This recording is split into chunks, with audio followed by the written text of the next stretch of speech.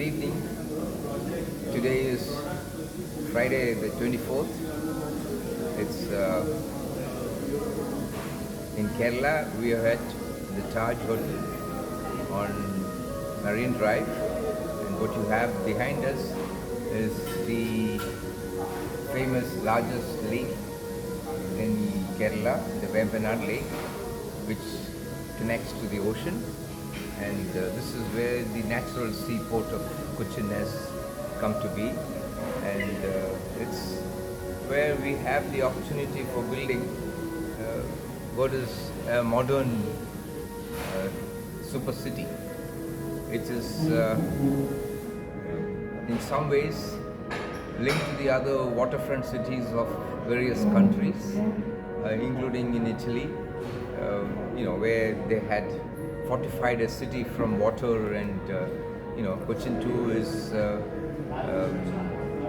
city that is surrounded by water, and unless we manage and improve our infrastructure maintenance and expansion, it will not be possible, because various aspects of weather and flooding and pollution create innumerable problems of livelihood, survival, and management. So we have to build a city like Venice did in Italy. Venice is something that was the leader in the field in terms of the Renaissance period, or right from then onwards, it has actually held itself together. And you have casinos in Las Vegas or in Macau designed on the Venice architecture, and the boating and the gondolas and all that. So, Kerala too is poised, even though there is a substantial growth in tourism in Kerala compared to various other places in India. It's something that needs to go to another level. It needs to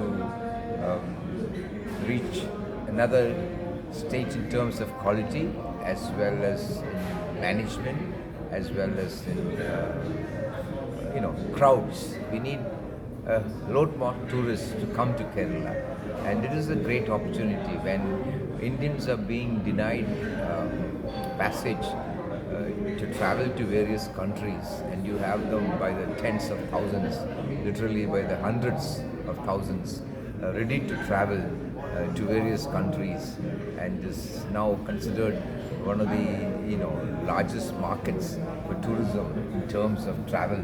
The Indians are basically a hot category. They have money, they are ready to travel, they want to see different countries, and at the same time, we have to pitch India to also the Indians, as well as the NRIs, as well as the foreign tourists. We could be having a phenomenal growth in terms of tourism, and tourism has so many dimensions to it. For instance, the gaming aspect. I think the Tatas must consider bidding for a gaming license and have a gaming hotel built in Kerala, which would be a substantial step in taking the corporate group to another level, just as it was done in Las Vegas and various other places. It is something that is a stock listed company that must do, where there is accounting and in confidence in the industry. You cannot treat gaming as an industry that is negative or dangerous or unwise. It is actually very necessary for the economy, and it is what is actually, in my opinion, the one industry that Kerala needs, and Kerala will do very well. We only have the lottery tickets owned totally by the government of Kerala. which is selling, and I don't know how many people are working in it and all that, but it means gaming is permitted, and it is only given to the public sector or the government is able to operate. It should be made a thing that is possible for the private sector to get in, and that private sector getting in to the industry would be the way for tourism to become really, really active. We have got the metro, and transportation is much more easily available. You could even think about the island where you had the airport, the old Cochin airport, which is a Navy airport. Um, what is that island called? I forget. It's where the airport was. It's between Fort Cochin and Ernakulam.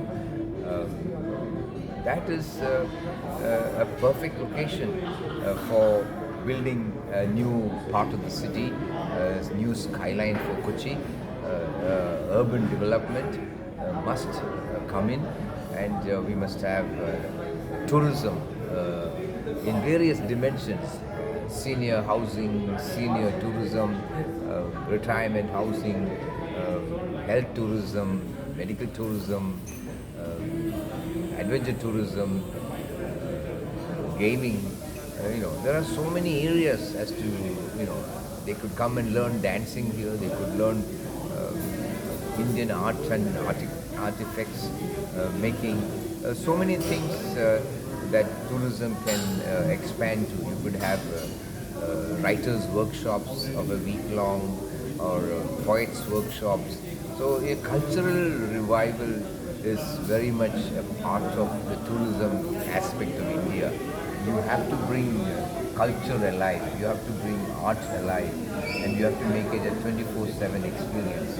I feel that if all our hotels, particularly starting with the Taj, become 24/7 activities and sites, then you will have more business, as well as more activities, as well as people will travel and enjoy these facilities. It is not necessarily an olden time scale of working from 8 or 9 in the morning to 5 in the evening, and then it's a 24-hour cycle that we have, and you have 24-hour restaurants, and we need more of those 24-hour restaurants, and we need metro open 24 hours, and tourism as something that is a non-stop 24-hour effectively happening all the time facilities is a way to go forward. And gaming, it will be a big winner, and it is basically how we can bring in at least, I would say, maybe 3 to 5 lakh crores of investment if it's permitted. If our waste is properly, landscaping is properly done, and our waste is properly managed, I believe we can be as pretty as Hawaii or as Japan is, and our cleanliness is priority number one.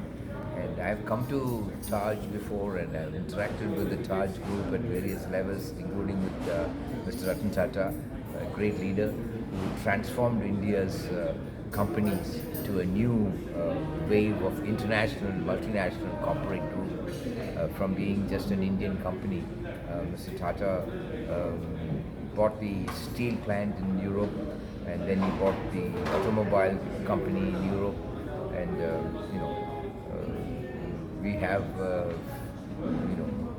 two of the British brands, Jaguar and what's the other company? I forget the name. Land Rover. These are two companies, and classic cars, phenomenal brands. It's Indian owned, and you have Tata, information, TCS, Tata Consulting Services. So all, they are leaders in the field that they've entered into. There's about, I think, more than 3 dozen companies or 4 dozen companies in various sectors. And post Ratan Tata, it's undergoing a little bit of challenges of organization and leadership, and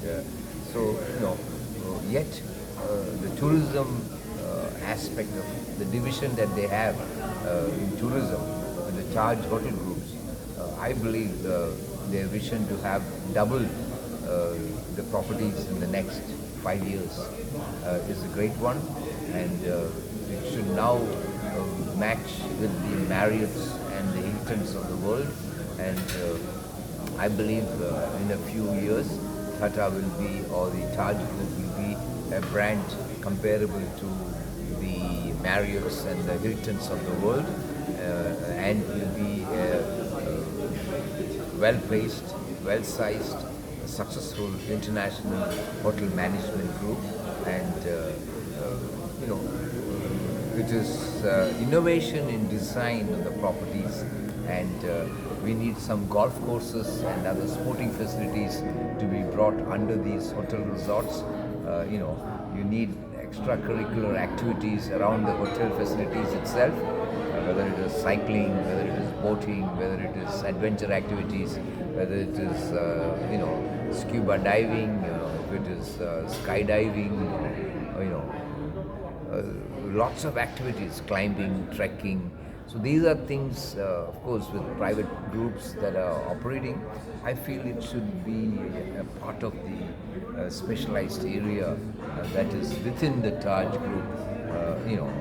Has a specialization for sporty, athletic, tourism-related events and activities, which would make the business of sports management and recreation management a big victory and a successful formula, with corporate management taking the leadership in that.